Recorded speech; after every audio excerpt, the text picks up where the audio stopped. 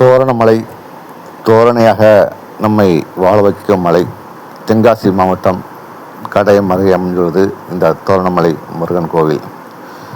மலை இருக்கும் இடமெல்லாம் முருகப்பெருமான் இருப்பான், அவன் இருக்கும் இடமெல்லாம் நாமும் இருப்போம் என்ற எண்ணம் இருந்தால் முருகன் நம்மோடு கைகோத்து வருவான்.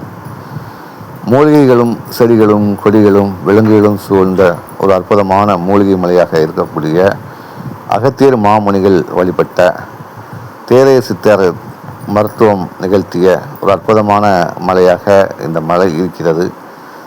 சமீப காலமாக தோரணமலை முருகன் கோவில் பிரபலமடைந்து வருவது எல்லோரும் அறிந்தது.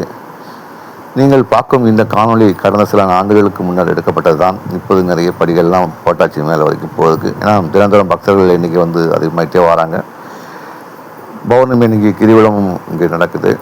தினமும் பக்தர்களுக்கு அன்னதானமும் வழங்கப்பட்டு வருகிறது. அந்த வகையில் இந்த கோயில் வந்து தென்காசி மட்டுமல்ல, தமிழகம் முழுவதுமே இப்பொழுது பக்தர்களால் விரும்பப்படுகிற ஒரு கோயிலாக அமைஞ்சிருக்குன்னு சொல்லலாம். 1000க்கும் மேற்பட்ட படிகள். இந்த 1000க்கும் மேற்பட்ட படிகளை தாண்டி முருகபெருமானை நீங்கள் தரிசிக்கும் போது உங்கள் வாழ்க்கை சிறக்கும். அந்த அளவுக்கு முருகன் அருள் உங்களுக்கு கிடைக்கும்.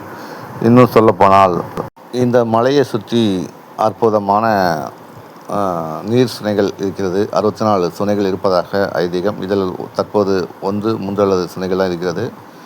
அதுவும் மேலே வந்து லட்சுமி தீர்த்தம் என்று சொல்லக்கூடிய தீர்த்தத்திலிருந்து அபிஷேகம் செய்யப்படுகிறது. போனாலே உங்களுக்கு தெரியும், எவ்வளோ வெயில் அடித்தாலும் அங்கே இருக்க தண்ணி அவ்வளோ அழகாக கூலாக இருக்கும். முருகனை தேடி நீங்கள் செல்லும்போது அவனே படியிறங்கி வருவான். 1000 படி ஏற வேண்டுமா என்று நீங்கள் மலைக்க வேண்டாம். நீங்கள் மலைப்பதற்குள்ளே மலைவாசனின் மகன் வேலவன் உங்கள் கைப்பிடித்து அழைத்து செல்வதற்கு அவனே கீழிறங்கி வருவான். மலைக்க வேண்டாம். உங்களுக்கு அனைத்து வகையிலும் முருகபெருமான் அருள் புரிவான். இயற்கை சூழ்ந்த இந்த தோரணமலைக்கு இதுவரைக்கும் நீங்கள் வராவிட்டால் ஒரு முறை வந்து செல்லுங்கள். உங்கள் வாழ்வில் பல அற்புதங்களை நிகழ்த்துவீர்கள். தோரணமலை சம்பந்தமான பல வீடியோக்களை வந்து நம்முடைய பதிவில் நான் போட்டிருக்கேன். இன்றைக்கி திடீர்னு இருக்கும்போது பழைய படங்கள்லாம் எனக்கு கிடச்சிது. பார்த்த உடனே எனக்கு போடணும்னு ஆசை. அந்த பழைய படங்கள்லாம் எடுத்து தான் வந்து டவுன்லோட் பண்ணியிருக்கேன். முருகபெருமானை பார்க்கறதும் அவனை ரசிக்கிறதும் அவன் சொல்லி கேட்குறதும் இனிமையான விஷயம் தானே. அதுவும் இப்போ ஆடி மாதம், அவனுக்கு உகந்த மாதம் இது. ஆடி கிருத்திகை வரப்போகுது, ஆடி சஷ்டி எல்லாமே இருக்குது.